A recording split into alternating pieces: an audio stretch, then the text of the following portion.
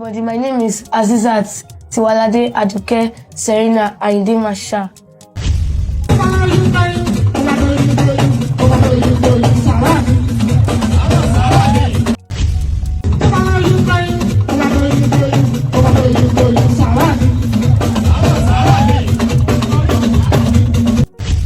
Kẹ́ mọ̀ pé ìrànlọ́wọ́ tí mo fẹ́ sí fọ́mọ yẹn kì í ṣe pé bàbá ẹ̀ ò ní kì í ṣe torí pé ó jẹ́ ọmọ Wàsíù ni mo fẹ́ ṣe ìrànlọ́wọ́ ìfọ́mọ yẹn. tó bá lóyún kóyún sàárà ni ṣọ́rọ̀ nìyẹn ṣá. èèyàn tó fẹ́ di leader tó fẹ́ lead odindi ìlú Ìjẹ̀bú Òde for that matter. For this reason mo máa ta mọ́tò mi kan mo dẹ̀ máa mú lára owó yẹn mo máa fi help ọmọ yẹn. I will help this girl with 5 million naira. tó bá wà ilé ọkọ gan ìyẹn ò ní kọ́kọ́ ẹ má jẹ ojú ẹ when it comes to oyún tọ́kọ ẹ bá lóun ò fọmọ mọ́ lọ́ọ́ dé òbú ẹ pa. Yorùbá Parapọ̀ TV ẹ máa gbọ́ ẹ máa wò ó ẹ subscribe síbẹ̀ ẹ láìkí ẹ bó bá ṣe ń lọ àwa ò ní jẹ́ kétí yín ó di sí o. Yorùbá Parapọ̀ TV àgbàlẹ́tù ọmọdé làwọ̀. K1 The Ultimate tún fọ́gbà àyànga o ògbóǹtarìgì akọrin ni tí àwọn èèyàn mọ̀ sí K1 The Ultimate òun náà ló jáde gbayagba àyà sọ̀rọ̀ pàápàá jùlọ bó tilẹ̀ jẹ́ pé ó máa ń sọ̀rọ̀ nípa orin rẹ̀ ni. Bẹ́ẹ̀ bá gbàgbé lọ́sẹ̀ tó kọjá ni ọmọbìnrin kan tí ó bí torúkọ rẹ̀ ń jẹ́ Ayọ̀mídé Serena Àyìndé Masha òun náà ló jáde tó sọ wípé ó ń kọrin lòun àti pẹ̀lú pé màmá àwọn torúkọ rẹ̀ ń jẹ́ Ogechi òun náà ni ó bí òun fún K1 The Ultimate lọ́jọ́ náà lọ́hùn-ún níbi tí K1 The Ultimate tó ti lé ìyá àti ọmọ jáde tó lóun ò gbóyún wọn o ṣùgbọ́n ṣá o ìyá lọ́mọ ẹni tóun lóyún fún ó sọ fọmọ òun pé K1 The Ultimate òun náà ló ń lóyún ẹ̀ fún un ṣùgbọ́n gbìyànjú gbogbo tí Ogechi yìí ń ṣe pé kí K1 The Ultimate kó lè tọ́jú ọmọ yìí la gbọ́ pé K1 The Ultimate ò tọ́jú ẹ̀ ọmọ yìí ló bọ́ sórí ayélujára tó ń bẹ àwọn èèyàn wípé ọmọ K1 The Ultimate lòun o òun sì ń kọrin bẹ́ẹ̀ ni òun lẹ́bùn ṣùgbọ́n ṣá o àwọn èèyàn ràn òun lọ́wọ́ wípé òun á bẹ gbogbo ọmọ Nàìjíríà pé kán dákun dábọ̀ o kán ràn òun lọ́wọ́ wípé ọmọ K1 The Ultimate lòun o bàbá àwọn jẹ́ gbajúgbajà tóun mọ̀ lórílẹ̀‐èdè Nàìjíríà àwọn tí wọ́n jẹ́ olólùfẹ́ K1 The Ultimate wọ́n sì ń dá ọmọ náà lóhùn wípé àwọn ń ṣe nǹkan fún un bẹ́ẹ̀ làwọn kan ń bú K1 The Ultimate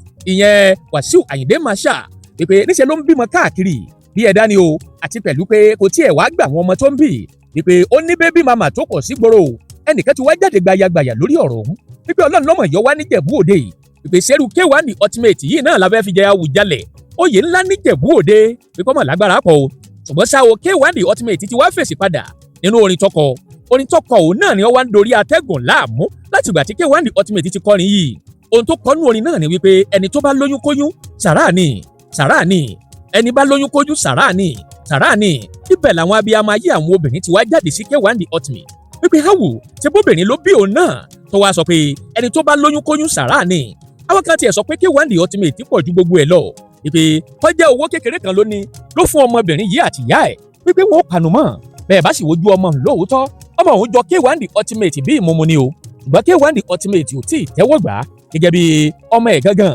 nínú ẹ̀ ni olólùfẹ́ K1 The Ultimate kan ti jáde lónìí pé pẹ̀lú bóun ṣe nífẹ̀ẹ́ bàbá ẹ̀ tó àtòrí tí bàbá ẹ̀ kọ nígbà kan tó pè ní Africa is my fatherland ó nítorí orin yìí pé orin òun wúwo lọ́kàn òun gbà ní nítorí ẹ̀ ó pinnu láti fún ọmọ yìí ní 5 million naira ó ní kó lọ fi ṣe tó bá lè ṣe bí K1 bá tiẹ̀ kọ́ lọ́mọ wípé òun ràn lọ́wọ́ o òun ta mọ́tò òun kan òun ó sì mú nínú owó ẹ̀ òun ó fún o àwọn abẹ́rẹ́ fún gbẹ́ni tó bá ní nọ́mbà ọmọ òun wípé ká sẹ́ǹdì kìíní òun sóhun o wípé òun ó pè é òun ó sì kún àkáǹtì ẹ̀ ṣùgbọ́n ṣá o nínú ètò kan tí màmá wa kan ṣe òun náà ló ti wá ṣe nǹkan tó kọ̀ tó sọ̀rọ̀ tó kọ̀ àtàwọn èèyàn tí wọ́n fọ̀rọ̀ òun domi toru ọ̀rọ̀ nínú èyí tí mo fẹ́ kẹ́kọ̀ọ́ mbẹ̀ gbogbo ẹ̀yin obìnrin gbogbo abiyamọ àtẹ̀yìn ọkùnrin náà pàápàá jùlọ àwọn tí wọ́n fẹ́ àwọn celebrities yìí àwọn èèyàn máa sọ̀rọ̀ lórí ètò yìí nínú èyí tí wọ́n fi hàn wá tẹ́ máa gbádùn kìíní ọ̀hún ní ràbájì gan ẹni máa bẹ́tù ọ̀hún bọ̀ nítorí pé ẹ̀kọ́ tó pọ̀ ó sọdọ̀ sínú ẹ̀ ló jẹ́ kí fọ́nrán ọ̀hún kó gò bẹ́ẹ̀ bí bẹ́ẹ̀ bá kọ́ ni kò bá ti tó bẹ́ẹ̀ o gẹ́gẹ́ bí a fi tó ẹ̀yin èèyàn wa létí wípé bí kìíní ọ̀hún bá ṣe ń jábọ́ bí àpò ìrì àníjẹ́kẹ́ tí yóò di sí i nítorí àwọn ètò tó lè kọ́ni lẹ́kọ̀ọ́ kọ́ni lọ́gbọ́n òun la máa ń fẹ́ fún wa lórí ìkànnì yìí bó wá jẹ́ pé àkọ́kọ́ lẹ́yìn wò wá tàbí tí ẹ̀yin ń gbọ́ wa bẹ́ẹ̀ ò tí ì tẹ subscribe button síbẹ̀ àwa ń bẹ̀ yín ní bá wa tẹ̀ sójú ẹ bá wa dọ̀rẹ̀ káwa náà ó sì bá yín dọ̀rẹ̀ ẹ wá mú gbàgbé o láì tàbí pélébé kan tó ń bẹ lẹ́gbẹ̀ẹ́ aago òun ni ó máa rán yín létí nígbàkúgbà tá a bá ti wà lórí ètò torí bó bá ṣe ń lọ àwa ò ní já kétí yín ó di sí o ẹ̀já ṣíà ẹ̀ pé K1 The Ultimate tún ṣe bẹ́bẹ́ o nǹkan tó sọ náà ni pé ohun ọ̀gbọ́mọ tí bébí mama ẹ̀ kan tó bí fún un sígboro o K1 The Ultimate tó ti fọ́gbà àyàngà ó lóun ò gbọmọ tí wọ́n bí fóun ẹja ṣe àìsí gbogbo platform ẹja tẹ subscribe button síbẹ̀ ká sì má gbàgbé láti tẹ aago pélébé tí ń bẹ lẹ́gbẹ̀ẹ́ bro ni ó máa rán yín létí nígbàkúùgbà tá a bá ti wà lórí ètò ẹja máa bẹ́tù ọ̀hún bọ̀.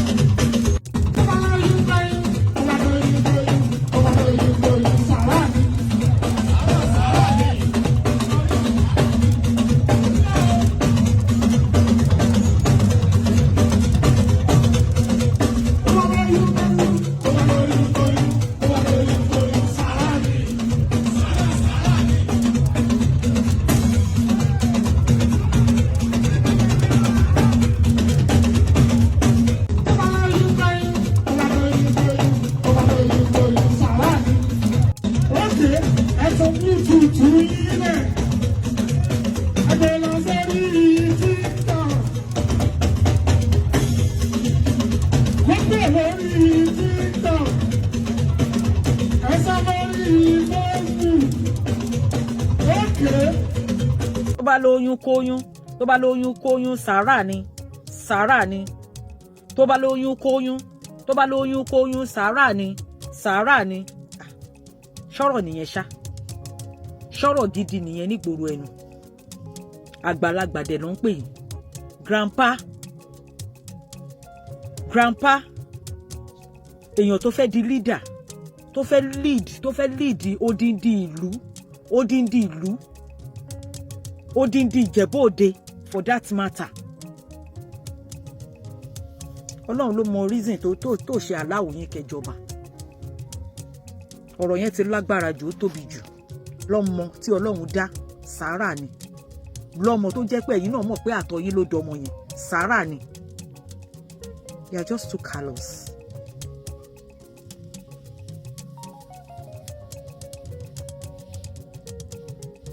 Kí ìyá ọmọ yẹn kó lọ tọ́jú ọmọ ẹ̀. Ó ti jèrè. Orú ọmọ bẹ́ẹ̀ yẹn náà ń pè ní mo jèrè. Nítorí pé Ọlọ́run máa ń dá sórí ọ̀rọ̀ àwọn ọmọ bẹ́ẹ̀ yẹn. Bọ́ Ọlọ́run ló bẹ́ẹ̀ wò ó di bó ṣe dà yẹn. Lọ́mọ tí ò sí kòkó ṣòro pé sìn tó bá wá dá sí láyé ẹ̀ máa wá dà. Lọ tọ́jú ọmọ ẹ̀. Ọlọ́run á bá ẹ wò ó. Ọlọ́run á dá sí adìrú adìgbà fún ẹ. Ọmọ olóríire alálùbáríkà ni. Bẹ́ẹ̀ ni orú àwọn ọmọ bẹ́ẹ̀ yẹn Ọlọ́run máa ń dá sí wọn gidi gan. Orú wọn máa ń ṣoríire. Please forget about him. Take care of your child. Take care of your daughter. Ọlọ́run á bẹ̀ wò. Ṣé sìn tó bá wá dá sí yẹn wá ní pé kó ṣoríire ju nǹkan tọ́lọ́run fẹ́ fi dá lára. Ọlọ́run ló dáa. Ọlọ́run ti mọ̀ pé ó ń bọ̀. Nǹkan tó máa jẹ́ àti nǹkan tó máa dà ó yí Ọlọ́run á dẹ̀ mú délẹ̀ lérí. Tó bá lóyún sàárà ni. Can you imagine? Everybody, my name is Azizat Tiwalade Aduke Serena Ayinde Marshal. I'm the daughter of K1 The Ultimate, and I'm also the daughter of Ogechi Amahosu. I'm here for the good help from everybody. I'm a young performer and I'm 12 years old. I was born 2013, 2nd of December.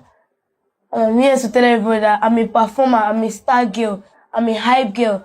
I also have a music that I wrote by myself with things around, but I've not seen anybody to establish me and make me grow and put me through. Let me be as popular as everyone. But I'm here. I heard that my father is a billionaire. He has money, if not a trillionaire. I heard he has money, but I'm not feeling like I still see other siblings making it, having money, driving cars all around, promising to help, that they will help me, they will see me through. I've stopped school since, but some people will come, try to take my video to help me, but at the end, they throw me down. Some will come think they will push me up at the end, they will leave me. Some will come take my videos. Like some people that say they are hype people, they are bloggers, they will come, they will take my picture, they will go, they will make it, they will leave me, they will see me on the road, they will deny me. But as I saw this dad that move to bring me through to you, and I came that if there's anyhow he can help me and my mother, the situation is becoming bad. It's becoming bad and I don't know how to help it. But let him help. I see the way he gives other people 10 million, 20 million, but he refuses to come to my own aid. But if there's any way he can come to help, my mother has tried, going through a lot. He should come, he should help. The situation is going much. I'm young, I'm on my own, I can stay on my own. My mother can take care of us, we can grow well. But because of no help, nobody to put hand, everything is going as if there is no movement. It's even making me dumb. I can't even be bold in the presence of my mates.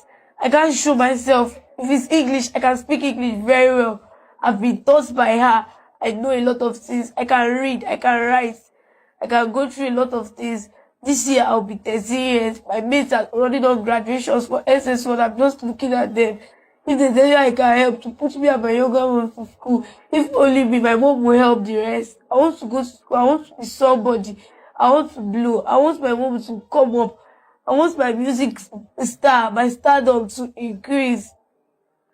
I can sing. I have song. If you even want me to sing out my song, I wrote song with things around. I can sing it out. Kẹ́ mọ̀ pé ìrànlọ́wọ́ tí mo fẹ́ sí fọ́mọ yẹn kì í ṣe pé bàbá ẹ̀ ò ní. Kì í ṣe torí pé ó jẹ́ ọmọ Wàsíù ni mo fẹ́ ṣe ìrànlọ́wọ́ ìfọ́mọ ẹ̀.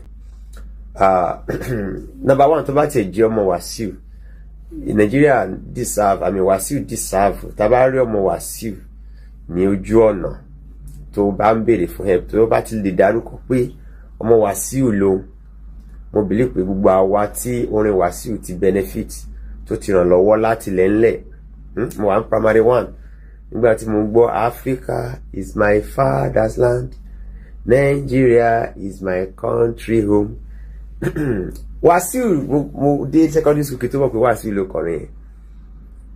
Orin yẹn ó motivate mi láti nífẹ̀ẹ́ Africa, láti nífẹ̀ẹ́ Nigeria. Ó enlighten me. A lot of Wàsíù songs that have helped my life. For this reason, mo máa ta mọ́tò mi kan, mo dẹ̀ máa mú lára owó yẹn, mo máa fi help ọmọ yẹn. I will help this girl with 5 million naira. Yẹn tó bá ní contact wọn kó send ẹ̀ sí mi. Please drop it on the comment section if you have the contact of either the mother or the family members of this little girl. Torí pé ó dárúkọ Wàsíù, ó tó wá proof pé òun ní nǹkan tó take láti help ara tóun bá rí sponsor. Mọ̀ nǹkan tí Wàsíù ti ṣe lórílẹ̀-èdè yìí. Bẹ́ẹ̀ jiyàn pé ó wá láti lóyìnbó fẹ́ bá mi sùn gan lásán, ẹlòmíì ò kíá, ó rẹ́dí àti pé kó doyún mọ́ òun lára. So tí wọ́n bá wá pọ́nra ẹ lé tó dẹ̀ respect ara ẹ, bóyá o dẹ̀ tún níyàwó gan sílé, lo condom now. Tó o bá lè lo condom, withdraw now. Obìnrin yẹn náà tó o bá ti kò sóbìnrin tó máa rí gbajúmọ̀ tí ò ní lóyún fún, especially tí ò bá tiẹ̀ kàwé. Irọ́ gbogbo obìnrin kọ́, gbogbo obìnrin. Ẹ lọ sọ pé gbogbo obìnrin náà. Gbogbo nǹkan tó ń ṣẹlẹ̀ yóò sọ̀rọ̀ gbogbo obìnrin náà. Mr. Tọ́pẹ́, nǹkan tó ṣẹlẹ̀ sí lady, ṣé mo kó ń ṣẹlẹ̀ sí ìyàwó lé? Mo rẹ́ni tó kọ ìyàwó ẹ̀ tó ní kó má lóyún tó lọ lóyún. Ó dẹ̀ kọ́. Bọ̀ ṣe pé ìyẹn is a different ball game. Yíwù gan ọkọ wo ló máa lọ, o fẹ́ báyàwó ẹ̀ sùn, o fẹ́ kó lóyún, o wá ní kó o ń bá sùn rọ̀. Kí ló dé kẹ́ lóyún tó wá ní kó lọ sẹ́yìn. Ẹ̀dùn náà kí ló tẹ máa blame ọkọ.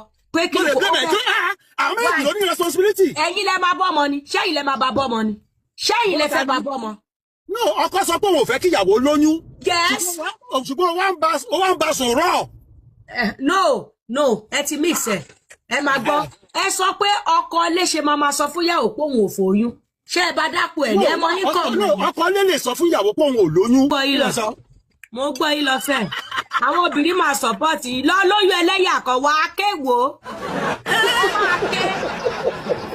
Máa gbọ́rọ̀ mi ta Tọ́pẹ́ lọ lóyún ẹlẹ́yà kan. Ẹ pọ̀ àjù. Ṣé mo support ẹni sùn?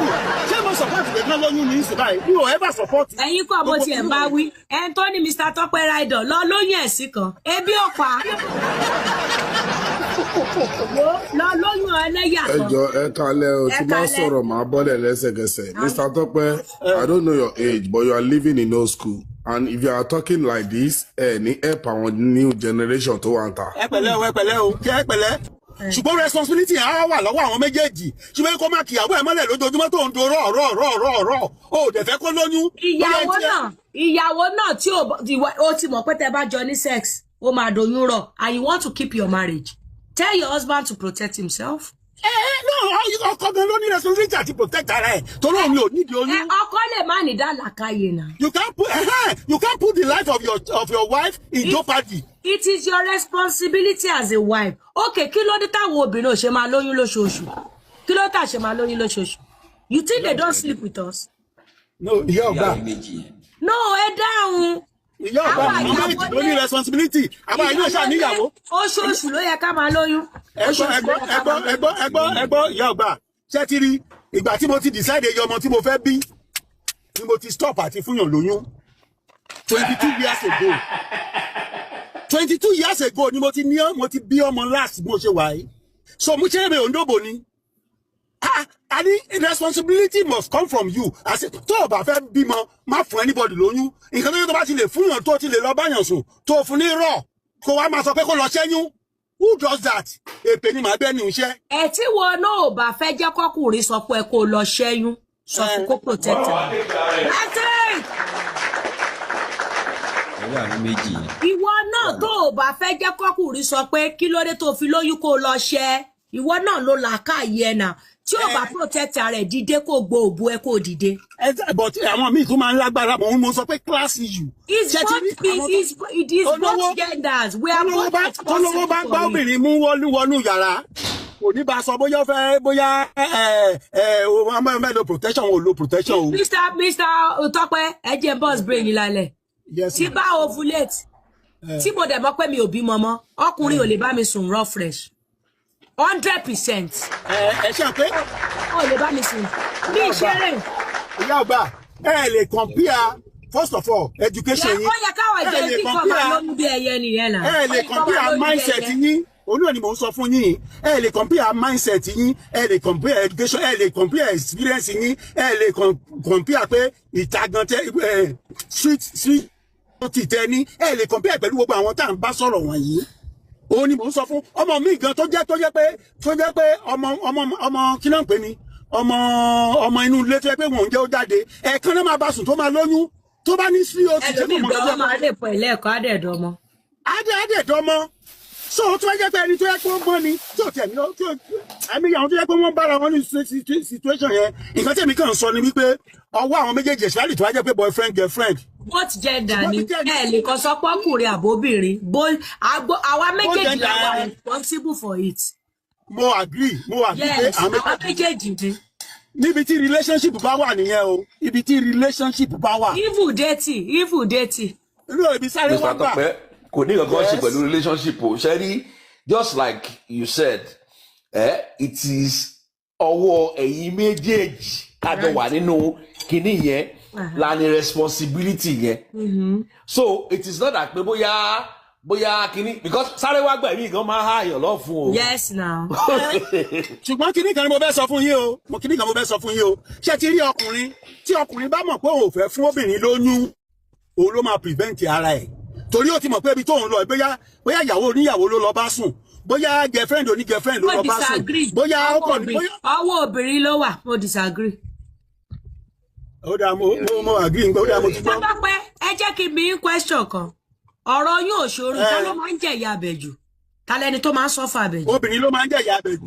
So obìnrin ló yẹ kó. Ẹ bèrè question kan lẹ́ẹ̀kan ṣé ti rí kì í ṣe gbogbo ọkùnrin lèèyàn máa ń lóyún fún tó máa gbọmọ lọ́wọ́ ẹ̀. Mr. Tọ́pẹ́ okay bó. ẹ yọ point yẹn jáde ọ̀rọ̀ pé mo ní. ẹ máa wá reply wọn ẹ calm down ẹ jẹ́ kó ẹ dẹ́gbẹ̀ẹ́. Ó yá mò ń gbọ́ yín o. Ṣé rí gbogbo nǹkan ló ń yí padà bẹ́ẹ̀ dá ṣe ń dàgbà láyé yí padà láyé kan tẹ̀síwájú. That is why tó bá jẹ́ ìgbésí ayé tàwa lò làwọn new generation yìí lò ní.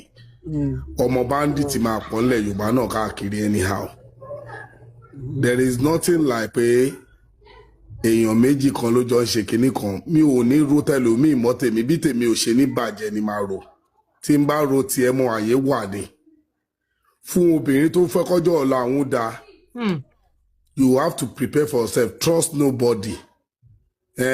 Ọkùnrin yẹn máa bá ẹ̀rọ tiẹ̀ tọkùnrin yẹn bá fún ẹ lóyún tó bá kú ńkọ́ ọba tó lẹ̀mí ò ṣàdéhùn pé òun ò ní gbẹ̀mí ẹ láàárọ̀ là tó bá jẹ́ fọganáísà ló fún lóyún ṣé lédi yẹn máa gbóyún wá ni fún gbogbo obìnrin tó fẹ́ kọ́ làwọn da kò sẹ́ni kankan tó nífẹ̀ẹ́ ńgbà tó fẹ́ bá ẹ sùn ìwọ ni kò nífẹ̀ẹ́ ara ẹ prepare tó bá di pé kò wùn ẹ ṣe má ṣe é má jẹ́ kẹ́dẹ́ kan tó ẹ pé ẹran máa lo kọ́ńdọ̀m máa fún ẹ lówó lọ ṣe àṣekiri kan tó bá ń gbé bọ̀ jìnnìjìnnì kó máa gbé ẹrù ẹ lọ your happiness is yours ládùúgbò bá dé kò sẹ́ni tó máa bẹ́ẹ̀ rò ó ọkùnrin àti obìnrin kan lójọ ní wàhálà yẹn ẹjọ́ ń tọrọ ayé ni mélòó ọkùnrin ló gbóyún Nàìjíríà mélòó ọkùnrin ló jẹ́ pé wọ́n ìrògùn fáwọn single mother tó bí tán ti sọ di single mother tó bí lọ́mọ direct ẹ̀jẹ̀ sọ pé ọkùnrin yẹn náà wáá jọ blame ó dùn sọ lẹ́nu ṣé ti ẹ̀rọ ọkùnrin yẹn débi pé máa bá sọ̀rọ̀ ni ṣé ti ẹ̀rọ ọkùnrin náà ni so ẹ jẹ́ ká bá àwọn ọmọ tá à ń bí sòótọ́ ọ̀rọ̀ má fara ẹlẹ̀ fọkùnrin kan pé ẹjọ́ máa ní plan ẹ̀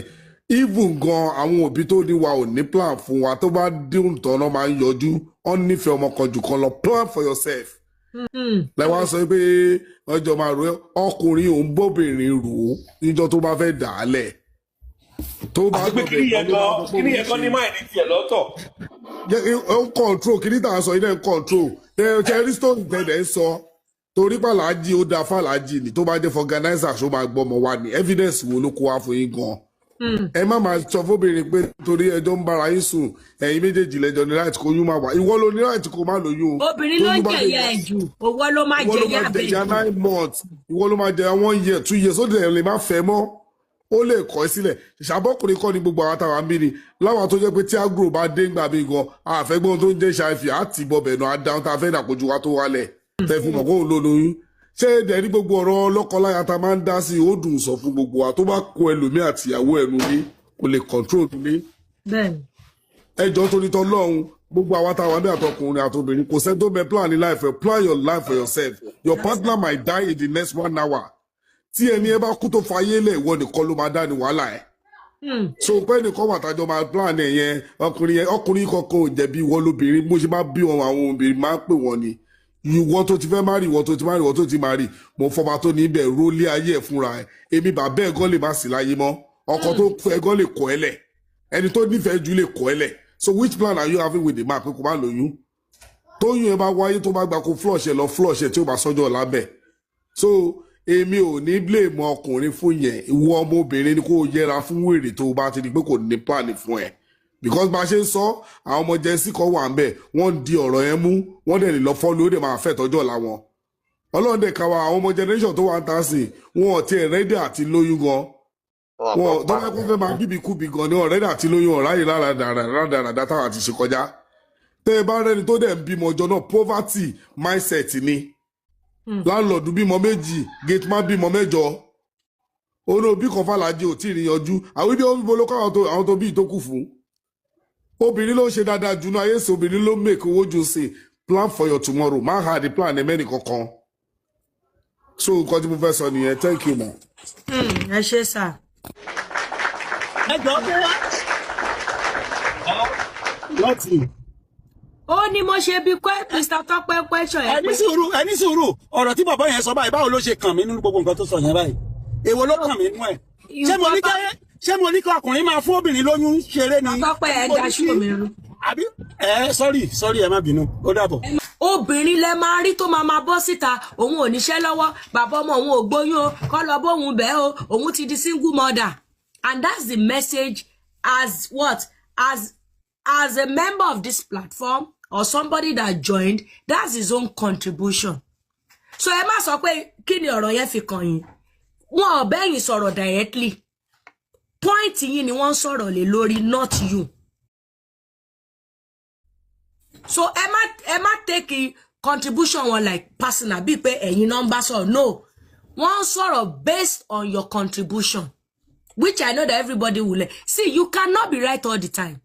àwọn ẹlòmíà wrong ẹlòmíà bí Mr. Tọ́pẹ́ ṣe wà at times mo máa fẹ́ kọ́ wà lórí òkè because ìgbà míì mo máa tí n bá dà lọ báyìí mo fẹ́ máa kẹ́lòmíì náà fẹ́ sá mi padà àwa jọ disagree later àwa lè agree o but nínú disagreement yẹn olúkálùkù á máa mú ìtó jẹ́ tiẹ̀ And that's what this platform is all about. So you can copy ẹjọ̀rọ̀ tó sọ kí ló fi wá kàn yín ó kàn yín bọ̀ ẹ̀yin kọ́ is not your personality kì í ṣe orúkọ yín ló kàn contribution tẹ́ ẹ sọ ló kàn. We are all learning and nǹkan tó dáa jù láyé kéèyàn máa learn nǹkan everyday wo kò sí tó dáa. Some people come up ayọ̀gbà ẹ wà versatile ẹ mọ̀ nǹkan why I learn every day. I try to learn new things. Kíni ẹ máa ń jẹ́ kéèyàn mọ̀ nǹkan gan. So personality yín kọ́ ni wọ́n attack. Your contribution ni wọ́n sọ̀rọ̀ lé lórí. Pé you know what? Fine o, ẹ̀yin ọkùnrin náà tẹ́ bá fẹ́ fún yàn lóyún o. Ẹ protect ara yín. But máa yẹn try láti sọ fún wa pé ìgbà míì obìnrin ni kó jẹ́ kó rí ẹ̀ pé òun ló máa sunkún ìtópọ̀ ń bẹ̀, which is true. Woman tó sunkún wá sí, Alhaji náà wà ní kàtẹ́ yẹn. Tó ń ṣe show fáwọn tó ń jẹ oyè tí wọ́n ń rèdì lórí stage. Alhaji wà lórí stage. Wọ́n ká gbádá tó ń rèdì ní tiwọn. Ìwọ tó bímọ, tó ní kó lọ́yọ̀ tó lónìí dáhùn, ìwọ ń sunkún káàkiri ebi ń pa yín. Mi tí rí ọkùnrin tó wá sí TikTok rí tó sọ pé ẹ jọ̀ọ́ lágbájá lóyún fún mi, ẹ bá mi sọ fún kó bá mi gbóyún mi, èmi ò rí rí o. Rísì tẹ́dẹ́ da show mi rú sí ni pé gbogbo wa ń bí báyìí we are all here to learn. Okay, a fẹ́ kọ́gbọ́n. Ẹ sọ̀rọ̀ kan lórí platform, ẹ wà nú box, kò mí pa àwọn tó wà nsàlẹ̀ náà lè bá wa dá sí show. Ẹ sọ̀rọ̀ pé àwọn ọkùnrin tó bá ti mọ̀ pé ó fẹ́ yẹ kóbìnrin lóyún fún ẹ, máa protect rẹ̀, which is understandable. I understand your points. Ẹni tó dẹ̀ wà comment section tá jọjọ ń gbé tó, òun náà dẹ̀ wà sókè. Ó ní pé Mr. Tope, based on nǹkan tẹ́ sọ, pọ́kùnrin ni kó máa protect rẹ̀. At the end of the day, obìnrin ló máa ń jẹ̀yà abẹ̀jù. So ẹ wọ́nu gbogbo wọn pé n tẹ́ sọ yẹn kó má fi taratara tẹ̀lé because tó bá délẹ̀ ọmọ àwọn náà máa jẹ̀yà abẹ̀jù. Tádẹ̀ báwo lóde ayé èsì lóòótọ́ tọ́rọ̀ oyún bá ṣẹlẹ̀ láàrin ọkọ àti ìyàwó ta ló ń kéke ẹ̀bẹ̀. Ọkùnrin mélòó ló jáde síta rí tó ń sunkún póbìnrin lóyún fóun kọ́ lọ bóun pè wá. Ọkùnrin mélòó lẹ rí rí? Obìnrin nìkan ni mo máa ń rí. So since tó ti jẹ́ pé àwa la máa ń jẹ ìyà abẹ̀ yẹn, àwa ni ká ṣọ́ra wa. Mo tútù sọ kò kí ń ṣe ọkùnrin. Obìnrin tí ò bá ti fẹ́ ké, tó ò bá fẹ́ mu gàárì, tó ò bá fẹ́ jẹ́ kẹ́ bí ẹjú ti bébì tó fẹ́ kó lọ, pa òbu ẹ mọ́. Má lọ lóyún fẹ́ni tó lóhùn ò ní gbọmọ lọ́wọ́ ẹ̀. Ọkùnrin mi máa ti máa sọ fóbìnrin mi láti ìbẹ̀rẹ̀. My dear, I don't date you, but me wish kò bímọ fún mi o. Ó máa sọ. I don't date, but ráwọn married man tó máa ní sugar girlfriend ni. Ó máa sọ fún girlfriend yẹn ọjọ́ tó bá sọ pé olóyún ò tún rí mi mọ́. Èmi àti ìyàwó mi ò jọ ṣàdéhùn pé màá lọ́mọ síta. Tó bá wá ló ya wèrè, oṣù tí kùnkùn lọ bímọ yẹn náà, tó bá ní képe ní bastard. Ṣẹ̀gbọ́n ultimately I'm one of them. Wọ́n máa lálẹ́ ń ta, but wọ́n á jẹ́ kí àlè yẹn máa mọ̀, jẹ́ kó rí ìyá ẹ pé o. Tó bá lọ lóyún ewúrẹ́ kan, o ò tún ní rí mi mọ́. Tó bá dá tọ́mọ ẹ pè mí bastard. Ẹ jẹ́ sọ fún yín, kì í ṣe gbogbo ọkùnrin lẹ lè dùnnú mọ́ pé èmi mo bímọ fún ẹ wá gbọmọ ẹ, kì í ṣe gbogbo ọkùnrin ló máa dẹ lò. Some men don't care. Some men, they don't care. Tó bá sọ fún ẹ ló mo lóyún ìwọ ló lọ́mọ owó yẹn wàhálà ilé ayé ti ẹni ẹ mo sọ fún ẹ pé mi ò lọ́mọ. Wọ́n ọ̀dẹ̀ ní ṣe nǹkan kan fọ́mọ yẹn. They don't bloody care. Ìwọ ló máa rán. Torí kó tó lọ anything, ó máa ronú ọmọ ẹ̀ náà. Obìnrin ló máa ń kéke ẹ̀bẹ̀. Ẹ̀yin obìnrin ẹ jẹ́ ká bára wa sòótọ́ ọ̀rọ̀. Ẹ pe ara yín sílé. Ọkùnrin mẹ́rin ló ń lọ social media kiri kan dáwó fóun. Obìnrin náà lẹ máa rí ń bẹ̀. Àwa là ń kéke ẹ̀bẹ̀. Àwa là ń jẹ ìyà abẹ̀jù. Àwa àtọkùnrin ládẹjọ gbádùn ẹ̀. So ẹ ṣe jẹ́ ká bá wọn tó jẹ́ pé wọ́n máa ń jẹ ìyà abẹ̀ yẹn. Ẹ ṣe jẹ́ ká bára wa sọ̀rọ̀. Ọkùnrin ò give a fuck ń pa ẹ̀. Ẹ jẹ́ ń sọ fún yín, àní mo lẹ́nìkan. Ìyàwó ẹ̀ ti bímọ 3. Ó dẹ̀ sọ fún kó má lóyún. Ìyàwó nínú tó ń bá ní ṣá ní kò ń lọ ṣẹ ni. Nǹkan tó da marriage wọn rú nìyẹn. Family friend mi ni. Mo mọ̀ wọ́n ò sí ń sí ó ti pé 4 years. Ó ní number 1, number 2 òun sọ fún èmi tún búmà yẹn. Mo ní ẹ mọ̀ pé ilẹ̀ fún wọn lóyún ó lò mọ̀. Mo ní kí ló tẹ̀ wá gbẹ má yẹ kó dìjà. Ẹ̀mí mi ò gbé baby. Last born mi ti wọ 12 kí tún lọ máa bọ́ ọmọ kékeré kan mi ò ní agbára ẹ̀.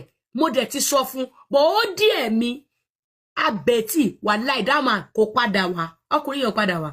Èmi tún lọ ọgbọ́n fún ọmọ ní tó bá wá jẹ́ last born yẹn lágbògò òdìlé ga ó ní tóun náà máa jẹ dọjọ́ ọkú ti wà lọ́wọ́ òun. You think some men they care? You think they care? Some men don't care. Oh. They don't give a fuck about you.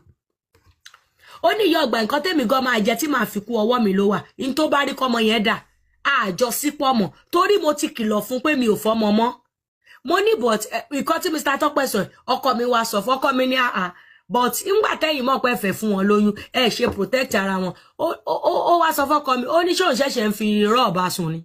Látìgbà tọ́mọ òun ti pé 12 ní 12 years ago tóun ti bọ́ ọmọ sùn tóun ti bí ọmọ ṣóun ṣẹ̀ṣẹ̀ ń fi rọ ìyá ó ní ìyá boys ó mọ̀ foyún yẹn lẹ̀ ni ó mọ̀ ni apọ̀kọ mi dẹ̀ jàbọ̀ pé wẹ̀ ó ní point ni tó ń sọ ó ló mọ̀ foyún yẹn lẹ̀ ni ó ní bóyá gbára òun ò gbé ó ní age is not and it's going to 65 the man said age àwọn ò gbé mọ́ pé kí n wà wọn going to 65 iṣẹ́ mélòó làwọn fẹ́ máa ṣe ó ní kí wọ́n ó ní ìyá boys iṣẹ́ mélòó ni mo tún fẹ́ ṣe mo dẹ̀ fẹ́ fáwọn ọmọ mi ní the best àwọn ọmọ wọn tó ti wọ college wọn gba WhatsApp náà máa yẹn ló ń sọ owó school ó ń sọ college àwọn ọmọ ẹ̀ cash down ó ní tóun ti rò pé òun ti ṣe tán òun ò bímọ kankan mọ́ ó wá lóun lóyún ó kọ́ kúrò lé fún ni náà ẹ jẹ́ máa kọ́gbọ́n nǹkan tó bá ń bẹ̀ so máa gbọ́ àwọn nǹkan báyìí dalẹ̀ ó ń da àárín ọkọ àtìyàwó rú náà kì í ṣe girlfriend boyfriend nìkan ní kíní yẹn ṣẹlẹ̀ sí o àwọn ilé mo mọ̀ wọ́n dáadáa ni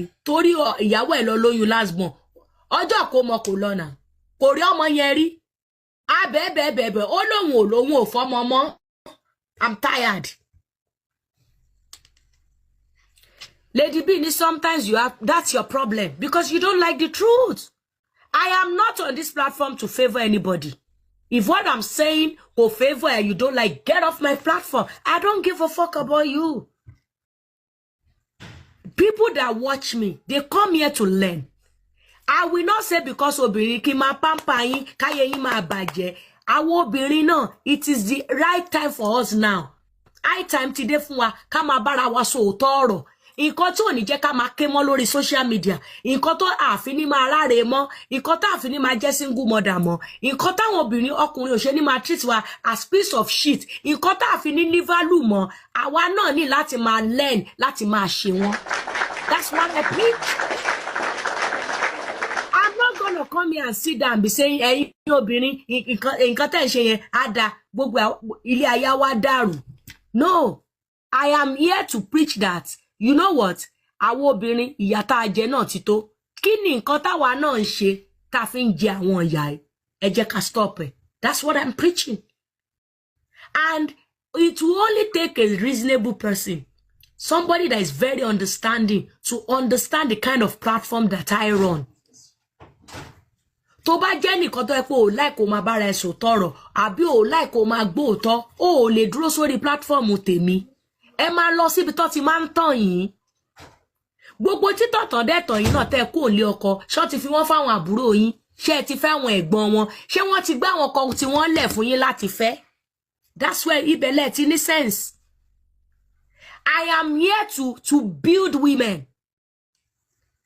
Why? So that ìyà ò ní máa jẹ wá. Ìyà ń jẹ obìnrin gan, obìnrin ń jẹ ìyà.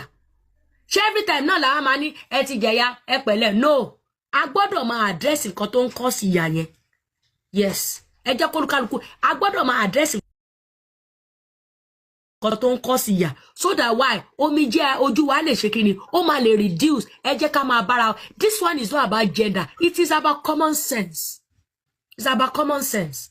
So if you don't like the truth or you don't want to be a better person, especially if you're a woman, you cannot stay on my platform. You cannot stay on my platform. Èmi ibi ba wa ń build obìnrin ni. Okay? I won't shatter obìnrin. A man build obìnrin ni. How to become a better person. How to become a better wife. How to become a better fiancé. How to become a better girlfriend. Ẹni tó bá fẹ́ jẹ́ kó better, kò ní sọ tó máa gbọ́, kò ní sọ fún ẹ. Nǹkan tí ò ní fẹ́ gbọ́ yẹn ló máa sọ fún ẹ. Ẹ máa lọ síbi tó ti ń tàn yín. Yes, and see the outcome. You see, obìnrin náà, ṣé torí mo jóbìnrin sìn. Fún pé mo tiẹ̀ máa rí gan. Ẹ mọ àwọn ìwà wèrè tí mo ní lọ́wọ́ ni. Ẹ mọ àwọn ìwà tí ò dá. tó jẹ́ pé ìgbà mi gan tèmi gan bá ń ṣe show ọ̀rọ̀ mi máa ń bára mi wí tó pé tí n bá pátọ̀ máa lọ ní rìtìn pé nǹkan tí mo dẹ̀ sọ mi ìmọ̀ tó fi sí mi lẹ́nu bọ̀ kò sí wàhálà èmi náà ṣiṣẹ́ lé lórí. I am not perfect. Nobody is perfect. But the best thing and the best way to live life is to become a better person of yourself. Be a better version of yourself. Ẹ lọ ṣe family planning. Tó bá like raw sex, lọ ṣe family planning. Ẹ jọ máa bára yín sùn raw to keep that home. But ò ní lóyún. But tó bá lọ ṣe èmi sì fẹ́ bí kan sí o no, ọmọ bíbí agreement family ni.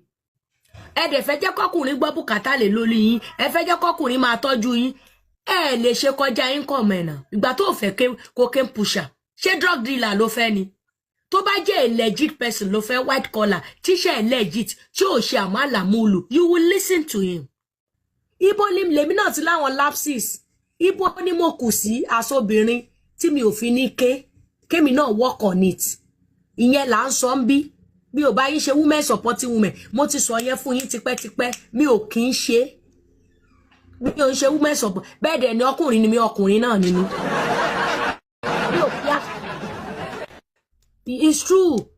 But gbogbo wo lè máa ṣe platform. Women supporting women. Ó yá máa bọ̀. Ọkùnrin ká lọ pa. Kíní kan ká lọ pa. Èèyàn mélòó lẹ fẹ́ pa?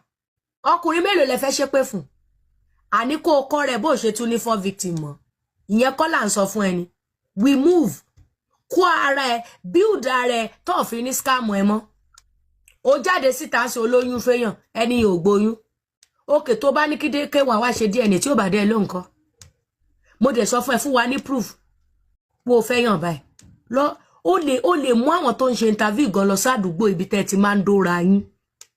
Àǹtí ẹ má bínú ní time gbà ẹ gbọ́ṣẹ́ kéré mi àti kéwà pọ̀. Àwọn ìyá láwọn sọ wọ́n tẹ̀ láwọn tún lè jẹ́rìí ẹ ní court. Tó bá fi máa ṣe yẹn bíi 6 àwọn èèyàn máa gbà ẹ̀gbọ́n náà jáde tán hello fún wa ní proof jáde tán ìgbà mi lórí jẹ́ sọ fún ẹ gbogbo yín tẹ lọ máa lóyún fọkùnrin tẹ máa wá ní believe pé at the end of the day DNA náà ló máa já sí tán dẹ̀ bá ti ṣe DNA test àwa gbọmọ ẹ̀ irọ́ ló pa gbogbo ọkùnrin kọ́ ló máa tẹ̀lé ẹ lọ ṣe DNA má deceive rẹ̀ ṣe máa dúró àwọn tó wà ń kill DNA táwọn ọkùnrin yẹn ò dá wọn lò wọ́n tún gbẹ́ lòmí lọ́kọ̀ ó tún sọ pé rárá sọ òun ò lọ sẹ́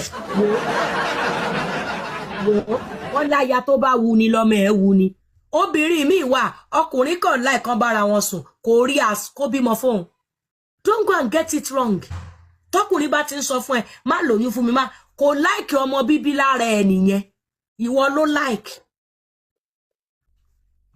you ó lè rí mi kí n máa gbégi ó yá o obìnrin ti ké o ẹ jẹ́ ká lọ jàǹbẹ́ o ẹ jẹ́ ká lọ sunkún ká support ẹ no èmi máa bí ẹ kí ló mú ẹ ké kí ni reason tó fi ń ké kí la àwọn nǹkan tá a lè ṣe tó fi ní ké mọ́ that's what my platform stand for.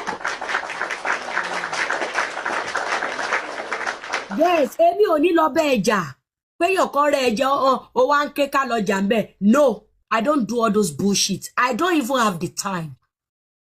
Kí ló mú ẹ sunkún báwo ló ṣe bára ẹ ń bẹ̀ kí làwọn nǹkan tá a lè ṣe tírú ẹ ò ní ṣe ẹ mọ́ that's what I stand for.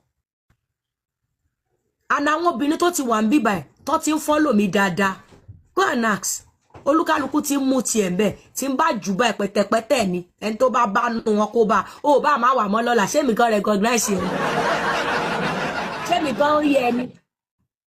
But gbogbo wo lè wá TikTok ká ṣe kíni o ká sun síbi kan náà àwọn platform 80% of àwọn obìnrin tó run platform TikTok they support women I support them too níbi tó bá ti yẹ kí n support but at the same time ìyẹn ò sọ pé ká má bára wa sòótọ́ ọ̀rọ̀ tẹ́ bá máa sọ̀rọ̀ ṣóbìnrin náà kọ́ lẹ́yìn ṣé ya wèrè ni ṣé mo sọ fún yín pé kó mo ní lábẹ́ ni obìnrin ni mí but how do I become a better person of myself.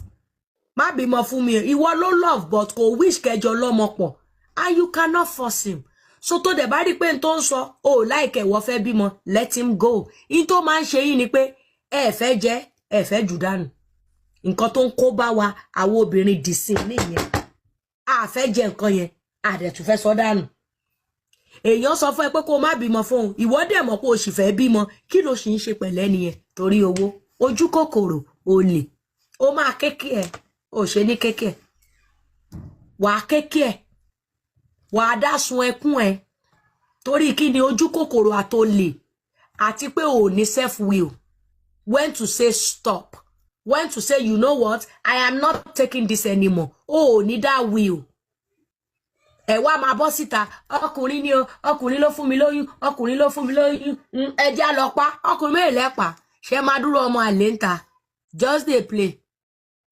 obìnrin mi gọdì sí ọkùnrin ò gbọmọ owó ẹ̀ why tẹ́ bá ń bi obìnrin yẹn bàbá àwọn ọmọ yín kọ́ ó ti kú tàbí kó láwọn tìjọ́ ti wà níbi kan irọ́ ni o tó dẹ́ni ẹ̀gbà tó ń fẹ́ yẹn lóhun ò fọ́mọ yẹn ni òun ò fọ́mọ tó gbé sọ́wọ́ yẹn ni o kò ní kún bí ìyá ẹ̀dá kó lọ bá pọ̀ fọ́ bí kò ti sọ fún ẹ pé òun ò fọ́mọ ìfù kò jẹ́ ìyàwó lé tọ́kọ ẹ bá lóhun ò fọ́mọ mọ́ pa òbu ẹ mọ́ tẹ́ bá ti bí ẹyọ kan méjì ó yẹ tágbára ẹ̀ gbé ló ń sọ fún ẹ yẹn especially when you know that your husband is responsible ọkùnrin bá ẹwà yẹn ọkọ wọn yí bí wèrè ó lè fọ tó bá ti make up mind wọn that's why tọkùnrin ò bá love ẹ mọ́ tó ń fọ́ọ̀sà rẹ̀ sí lọ́rùn ó máa ké jẹ́ kó rí ẹ pé tọ́dẹ̀ bá ti pẹ̀ wọ́n pò ń lóyún lóòótọ́ àwẹ̀ máa yá dànù ni wà á máa dáké òkè kí ni èrè ẹ pẹ̀lú ẹkún orí burúkú tó ń sùn kí ni èrè ẹ ó yá sọ fún mi and most of you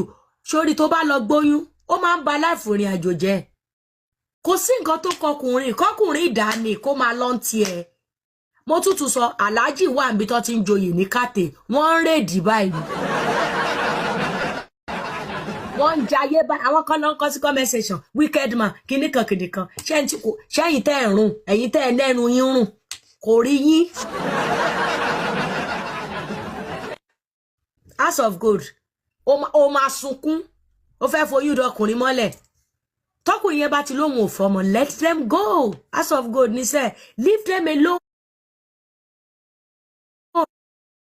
ọjọ́ tó bá ti lóyún ó lè rí mi mọ́ ìkọ̀ agreement èmi àti ìyàwó mi kì í ṣe pé kí n bọ́mọ síta ok ó ṣe báyìí ọkọ aláàjì ìjọ ń tiẹ̀ ní ta ló ń kékiri social media obìnrin ni ọkùnrin máa dà agro máa gbọ́kùnrin àwa ìyàwó ilé oṣooṣù ló yẹ ká máa lóyún wo obìnrin ó jẹ́ lọ para ẹ̀ mọ́ tó bá lọ làbó lẹ́fẹ̀ẹ́ nìkan tí ó responsible wà á dá kéèkì ẹ̀ ẹgbẹ́ wa ẹni kan wá ṣe DNA kí mo sọ fún ẹ success kò sí nǹkan tó dàbí kéèyàn ṣoríire láyé àwọn ẹ̀gbin kan wà kò lè kàn ẹ́ rárá kí ni mo sọ fún ẹ kò lè kàn ẹ́ bọ́ iṣẹ́ pedicure tán ti fẹ́lẹ̀ 30 years ago ẹsẹ̀ yẹn ló ṣe ń fa tó bá lọ bímọ fẹ́lẹ́lẹ́yà kan ìwọ ló mọ̀ ó máa dá wàá máa tọrọ give away kiri TikTok ni kó tún wá jẹ́ ọ̀lẹ má wọ̀rí ṣé rò pé ká ní woman yẹn tó sọ pé kéwà ló bí òun kẹ́ rò pé ká ló ní bí big complex àbò ní bí bóyá popular bí àwọn Ṣadé Alẹ́ṣì yẹn tó náwó gan tó ṣàjẹ́ socialite tó popular kò ní wá sí TikTok àwọn tó súnmọ́ Aláàjì gan lálọ́ba pé ṣe mọ̀ pé Àyìndé ló lọ́mọ ọwọ́ mi Aláàjì wọ́n wá pàlà Aláàjì òkè kò sí wàhálà Ṣadé sọ pé kọjọ wá ṣe DNA success kí lọmọ kangan tí wọ́n gan ò lè tọ́jú òkè tó bá rò pé bó ṣe wá social media yẹn kéwàá máa gbọ́mọ yẹn tí ò bá gbà nǹkan ṣọ́mọ ò ní jẹun ni tí ò bá gbà nǹkan tó bá rò pé ta bá dá sí ní social media kéwàá máa ní kó gbé kó ṣe DNA tí ò bá ní kó gbé wá nǹkan ṣó ò ní tọ́mọ ẹ ni ṣó ò ní tọ́mọ ẹ ṣe máa dúró àwọn ọmọ mi ìgàn tí ò ṣe kéwàá lóbi tó adopt wọn yẹ mo lè àìmọye ọmọ tá Aláàjì adopt tó máa kí wọn lórí stage ọmọ mi kì í ṣe ọmọ ẹ o adopt wọn ni o they are not his biological children tó kọ́ adopt wọn a lot so but a lot of people are saying torí yọ gba like kéwà náà ṣe ń sọ pé kinní kan no learn from our lesson tó bá ti bẹ́ẹ̀ nìkan ṣe wọlé wọ̀de máa ní prove ẹ lọ́wọ́ o tó bá jẹ́ ẹpọ̀n wọn ló máa save ẹ̀yà ẹpọ̀n wọn o kó má bàa ké nǹkan tí mò ń sọ nìyẹn ok nǹkan tí mò ń sọ nìyẹn tó bá ní prove lọ́wọ́ ọ ní ìyá ọgbà gan ọmọ K1 ajé aláwàláì ajé ẹ̀pọ̀n aláàjì gan lẹ́ńjì o wọn tó máa ń tẹ̀kẹ́ ọmọdé wọ́n ní foundation tó ń tẹ̀kẹ́ ọmọ kékeré oúnjẹ mélòó ló fẹ́ jẹ lady tó jẹ́ celebrity yẹn gan Bisola Badmus ẹ mọ tójú ẹ̀ rí ṣé mọ nǹkan tí ojú ẹ̀ rí ṣé mọ nǹkan tó wà tàlájì dán fàṣà ìyẹn lé celebrity nìyẹn o oní tíátà ni o ó lówó lórúkọ o ṣó mọ nǹkan tó wà tí kéwàá jọ múlẹ̀ṣà ká tó wá níwọ̀ ó máa rìn fáà gan the only thing tó lè save ẹ kó o ní evidence àti proof ẹni kó o kó jọ báyìí kó o ṣe interview kó o dà síta àwa máa bá ìbá ẹni sọ̀rọ̀ I love Alhaji débi pé tó bá ṣe tí ò dá tá a rí a máa sọ Alhaji no our fans yẹn accept ilé tó dẹ̀ máa apologize it's not that man is not like that tó máa ní okay I know wọ́n dẹ̀ máa apologize to the public so tó bá lọ lóyún ẹyẹ kan sìn fẹ́nìkan bóyá toró jẹ́ celebrity àbí toró jó lórúkọ ó máa ké o èmi ò mọ̀ ń pa ẹ o mi mọ̀ ń pa ẹ and that's what Mr. Ultimate is trying to the message is trying to pass ẹ̀yin tẹ́ bá lọ́mọ obìnrin ẹ kọ́ wọn ní self dignity ẹ kọ́ wọn ní self will ẹ kọ́ wọn ní you know the pros and cons of relationship ẹ kọ́ wọn pé tó bá mi tí rẹ̀ ń tó gboyún tí life ẹ̀ straight ó lè balance later o bó máa kọ́kọ́ wọ́ná wọn bí ẹ̀dá wò kí bàbá ẹ ní burúkú owó á kọ́kọ́ wọ́ àwọn nǹkan tó yẹ kó o ṣe ò tiẹ̀ ní kọ́kọ́ ṣe oyún yẹn ló máa wà focus lè àti kó o bímọ yẹn láyọ̀ bàbá ò bá jẹ́ billionaire ó máa fẹ́ tiẹ̀ ẹ yé pé àwọn ọmọ ẹ̀ wá sáyé mọ́ nígbà tẹ́ ẹ mọ̀ pé ẹ tó máa take responsibility wọn ò wà available kí lẹ̀ ń pé wọ́n wá sáyé fún kí nìkan tẹ́ ẹ pé wọ́n wá fún ẹ jẹ́ ṣe rí ní relationship ẹ jẹ́ káà méjèèjì máa ní mutual understanding okay hello madam mi ò fọmọ mọ́ okay sir mo ti gbọ́ máa pàdé mi mọ́ máa lọ ṣe family planning to keep my marriage tó bá jẹ́ pé ẹjọ́ ń date náà ni hello for now mi ti fẹ́ kó lóyún o ọkùnrin yẹn lè má sọ jálẹ̀ àpò ẹ̀ lè má ẹ̀gbẹ́ ọmọ bíbí because ọmọ bíbí gan ò cheap the ẹlòmíì age is not on their side ẹlòmíì they are going to 60 55 wọ́n máa kó ọmọ kan sìn tí màá máa mú lọ nursery school mi ò ráyè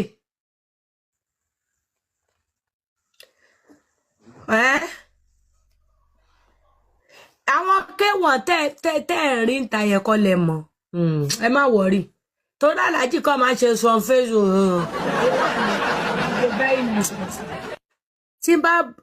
tí mo ní nọ́mbà tí bá wọn sọ̀rọ̀ àìsọ ẹ̀ mo máa sọ màá ní Alhaji wúrúwúrú kan lọ o wọ́n lọ́mọ kan wà ibà ẹni ṣe lóòótọ́ ọkọ̀ máa rẹ́rìn wọ́n máa rẹ́rìn náà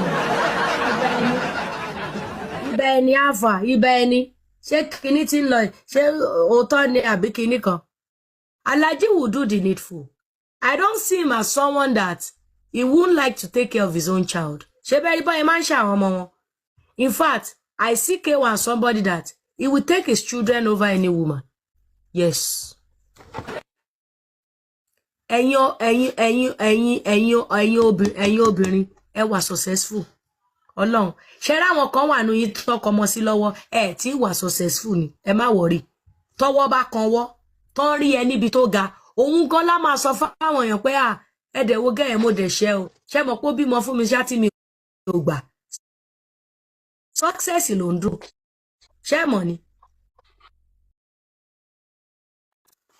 success ló ń dùn náà ṣé ẹ mọ̀ yẹn ni ẹ lọ wà successful ẹ yé rántí káàkiri gbogbo ẹ yé kéké ẹlẹ́yà kiri ẹ lọ wà successful ẹ yé rántí kiri social media tó bá ní ta ló sọ ẹlẹ́mìí ni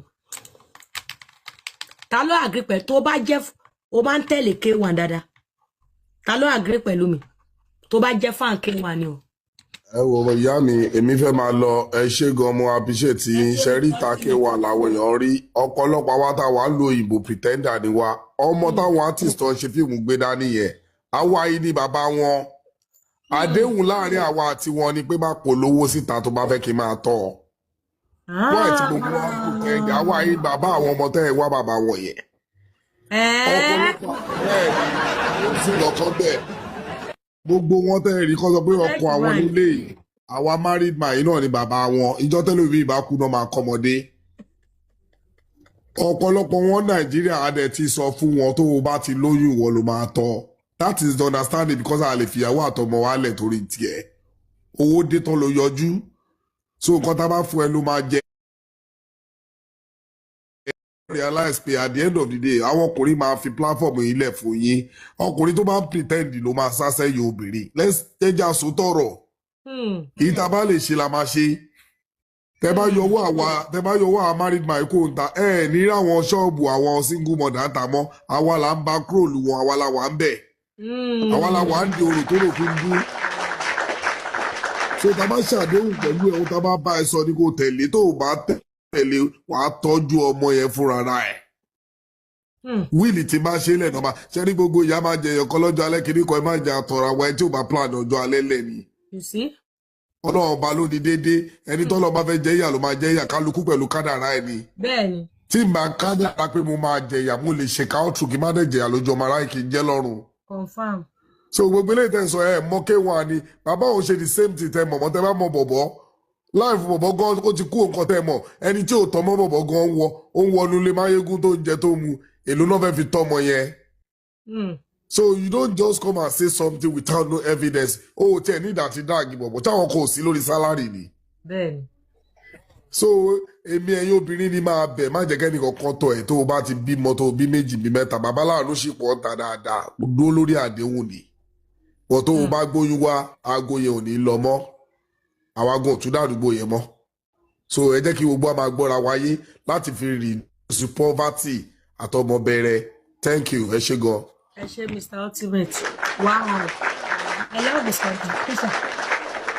Ṣé rí Mr. Ultimate yẹn? Òótọ́ náà sọ.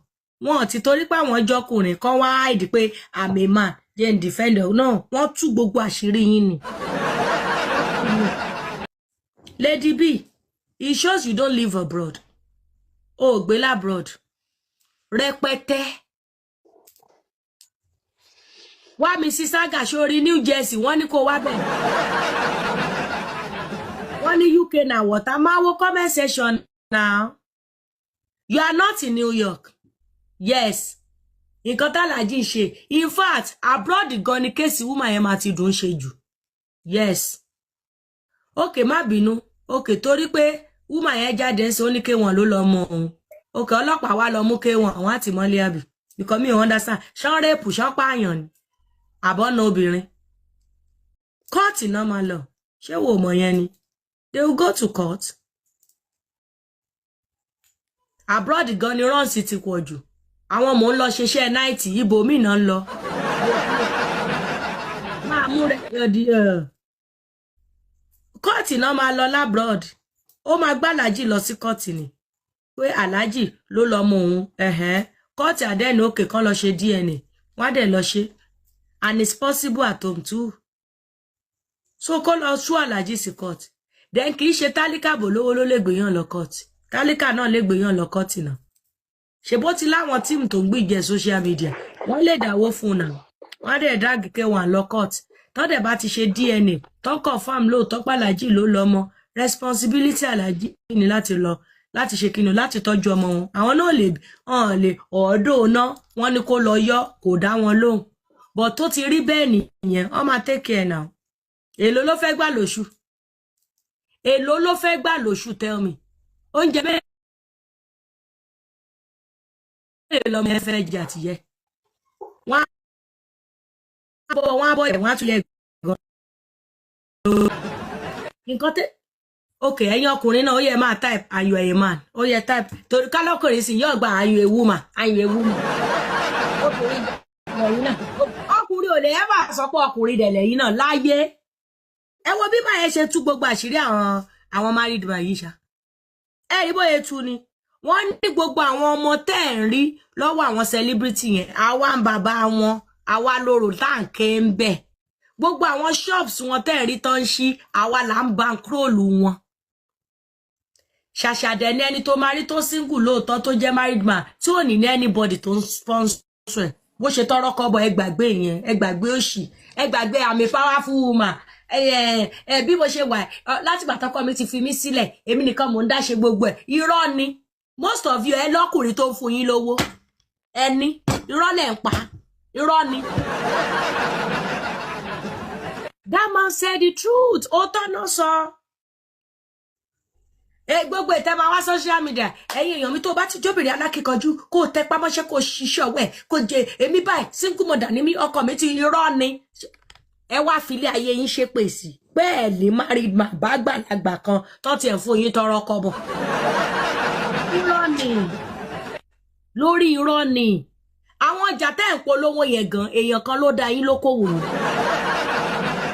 Àwọn ògọ̀nà ṣáwà ẹ má bòbò ṣojú àwa fọ ni irọ́ lẹ̀ ń pa ẹ kàn ń ṣe motivational speaker arọ́ ni ẹ yé dìsí àwọn tó wá ń wò wọ́n náà àwọn náà wọ́n máa struggle wọ́n máa ní ẹni báyìí ti sọ pé ká tiẹ̀ ká má máa dọ́kùnrin kankan lò káyé gbowó lọ́wọ́ ọkùnrin wọ́n á máa struggle wọ́n á wá dàbí alákìsà why wọ́n ń tẹ̀lẹ́nu àwọn tó ń irọ́ náà ń pa àwọn ní bàbá àsàlẹ̀ wọ́n lẹ́ni tó ń gèbéṣì wọn tó ń fún wọn lówó ẹ̀yin tẹ́ wá ń tẹ̀lé wọn náà ní wọ́n ti ní ká paramọ́ ká lọ di òbó wa báyìí wọ́n ti ní ká má gbowó lọ́wọ́ anybody o pé ká ṣáà máa ṣe dáadáa pé àwa náà with time àwa náà máa ṣí ṣọ́ọ̀bù mélòó lẹ ti wá ṣí. èèyàn kan ní if they practice this kind of allergic behaviour in diaspora will you be able to stay there? ṣó máa dúró ẹni tó wà ní diaspora tán lọ́mọ ń ta ni kí ni wọ́n ń ṣe ní nàìjíríà tán ṣe ń bí kan sọ. ṣó máa wọ̀n yan tán ṣó máa dúró ẹni tó gbọ́ máa lè sọ̀wọ́ ṣá tó jẹ́ pé abroad tó wà ẹ̀ oyún tó ní ọmọ tó bí fọ́kọ ẹ̀ inú abroad náà ló wà ṣó mọ do you know how many of them? no sọ̀rọ̀ wá sí Toronto ṣó gbọ́ wọ́n ní kó wá sí Houston kó wá wòran lọ sí New York kó lọ wòran. níbi tí ṣọ́ọ̀bù lady yẹn wà sílé K1 it's like 3 building to 2 building ló wà àwa mọ̀ pé wọ́n ní pàrọ̀ but ọmọ yẹn mi mọ̀ pé wọ́n lọ mọ̀ wọ́n ní pàrọ̀. ilé ìwò bẹ́ẹ̀ ṣé lè kó àbíjẹ́ bòde bóòlù yìí ṣe wọ̀. ṣọ́ọ̀bù àná mi ibẹ̀ ni ṣọ́ọ̀bù àná mi wà. kì í ṣe ti yín ṣọ́ọ̀bù àná yín. bẹ́ẹ̀ ni máa ń gbọ́ mò ń dé tìyá mi lọ́dún yẹn lọ́hùn. okay how many years lẹ́ ń sọ yìí? ìgbà tí mò ń sọ yẹn sìn láti máa wí bí 2009-10 tí mo ti mọ̀ ń gbà yẹn. how many years nìyẹn? okay mò ń gbọ́ yín lọ mò ń gbọ́ yín lọ. lady tẹ bá rí díẹ̀ ọkùnrin tó bá láì gbogbo ni kò lè gbójú kò ń bẹ̀.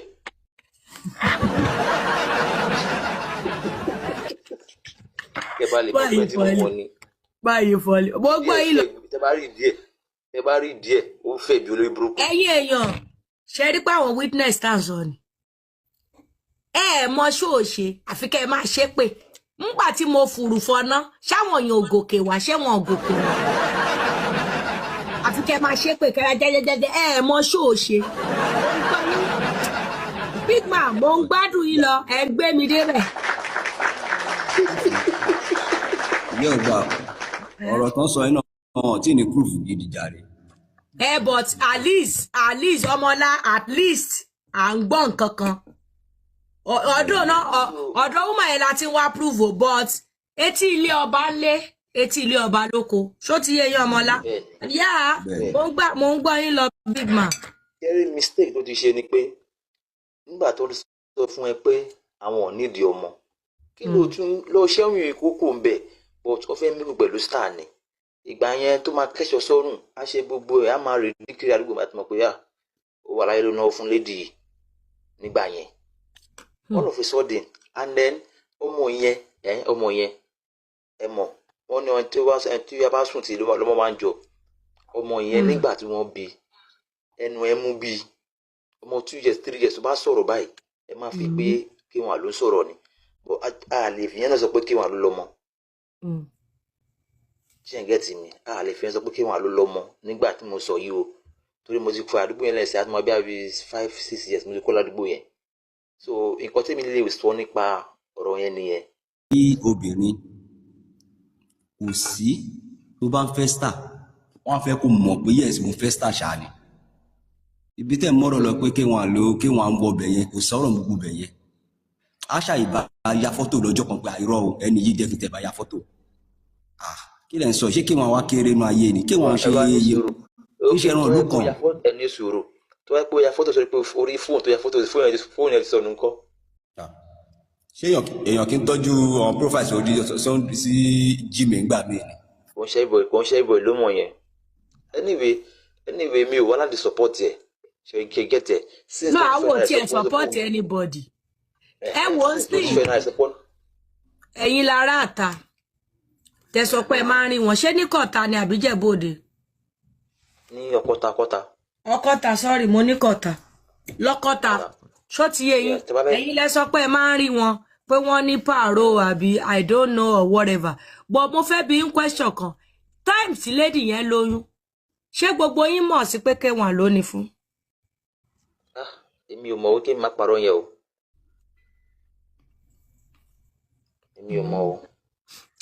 Because ó yẹ kí gbogbo yín náà mọ̀ pé nísìnyí báyẹn claim pọ́jọ wà ń pààrọ̀ but mo bí ń pé ṣe rí wọn pọ̀ rí ẹni rárá ní tó bá gbé yín lọ kóòtù sí evidence.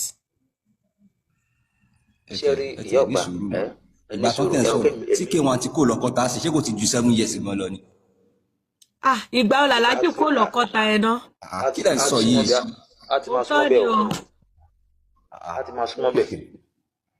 17 years náà ń sọ wọn sọ̀rọ̀ 7 years o. 17 ọmọ yẹn ti wà 12 years now. ọmọ yẹn ti wà 12 years now. ìgbà wo làlájú kó lọ́kọ́ta lọ.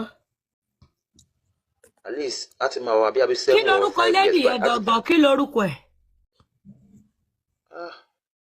kí ni orúkọ ṣé Aminu àbí kí ni kan Muslim ló ń jẹ tí máa jíjà omi sìn ìyàwó mi máa ná tó orúkọ ẹ̀. báwo lẹ̀yin ṣe wá mọ̀ pọ́n fẹ́ra wọn. ṣe rí pé mo mọ̀ ọkọ tí mo sọ. kọ́mpáǹdì yẹn ó máa wọ bẹ̀. ok ṣé òun nìkan ládùúgbò ló ń wọnú kọ́mpáǹdì yẹn. nǹkan tí mo sọ ti yé ẹ mọ̀ pé ẹni tó bá ń ṣe nǹkan lemọ́lemọ́ ẹ máa mọ̀ pé tí ẹ bá rí boyfriend àti girlfriend ẹ máa dá wọn mọ̀ náà ẹ máa mọ̀ pé àwọn ilé wọn ní kọ̀ọ̀kan tó wọ́n ṣe. a mọ̀ pé bàbá bọ́ ẹ lè conclude pọ́n ṣe nǹkan bíkọ́ ẹ̀yin gan sọ pé ẹ̀rí wọn papọ̀ rí ṣe bẹ́ẹ̀ sọ́nsìn. bẹ́ẹ̀ ni nǹkan tí mo sọ fún yín èmi ò rí papọ̀ rí ṣe mọ̀ pé nígbà yẹn tèmi bá lọ síbẹ̀ àdúgbò ẹ̀ tó sí àdúgbò ẹ̀ lèmi ń gbé girlfriend mi wà ń bẹ́ẹ̀ tí mo wá lọ síbẹ̀ so based on nǹkan táwọn máa ń sọ àwọn máa ń rí but èmi ò tí ì rí àwọn méjì papọ̀ rí. Okay. What if manager K1 on date? It's possible now. Àbí nìkan nù àwọn ọmọ ọbẹ̀ iṣẹ́ wọn tẹ́yìn dẹ̀ insinuate pé K1 ni. But tó bá kí manager K1 ló káyé pé manager K1 ló date ni kò ní wá sí tàbí K1 ló lọ́mọ náà. That is defamation of character now. But K1 ló lórúkọ. K1 ló lórúkọ nǹkan yẹn ni ò yẹ́yìn. Ṣé mo lè dá máa yẹn lóhùn nǹkan tó sọ? Ẹ dáhùn. Má jíyàwó mi sìn ìyàwó mi máa ń ṣòro pẹ̀. Because fine o ẹ sọ pé ẹjọ́ rí wọn pọ̀ ó máa wọ compound and tábà tún fẹ́ rò náà ládùúgbò Ọ̀kọ̀tà yẹn ṣé lady yẹn nìkan ló máa wọ compound ẹ wà sincere ṣé òun nìkan ló máa wọ compound. kò ń ṣe òun nìkan ìyá ọgbà gbogbo wa ṣe rí ó possible kọ́ máa jọ wọ́n play ìyẹn possible. But the mistake tóun ti ṣe ni pé wọ́n ti sọ fún ẹ pé lọ ṣe oyún yìí kí wàá ní wàhálà ẹ̀.